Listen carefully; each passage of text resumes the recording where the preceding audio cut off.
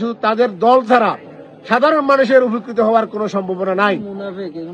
এদেরকে এই যে আমাদের সাবেক যুবনেতা আমাদের ইউনিয়ন বিএনপি নেতা বলছে এদেরকে মুনাফেক বলতে হবে। কারণ দেখবেন মুনাফেক হলো ওই জাতি যারা হুজুর পাক সাল্লাল্লাহু আলাইহি ওয়াসাল্লামের সাথে যুদ্ধে গিয়ে পিছন থেকে তারা ব্যাক করেছে। জামাত ইসলামও তেমনি একটা জাতি। এরা 96 সালে আওয়ামী লীগের কাঁধে ওঠে শেখ হাসিনার সাথে ঐক্যবদ্ধ হয়ে বিএনপির বিরুদ্ধে আন্দোলন করেছে এবং সেই আন্দোলনে এদেশের হাজার হাজার মানুষ শহীদ হয়েছে।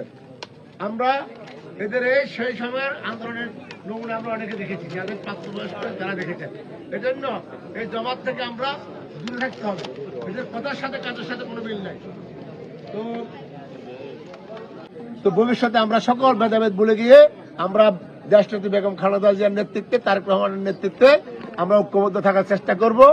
আমরা দেশ যেহেতু বিএনপি করি, আমরা এই দুই নেতার নেতৃত্বে এবং আমরা উপজেলা যে বিএনপি আছে আমরা উপজেলা বিএনপির নেতৃত্বে ঐক্যবদ্ধ থাকবো।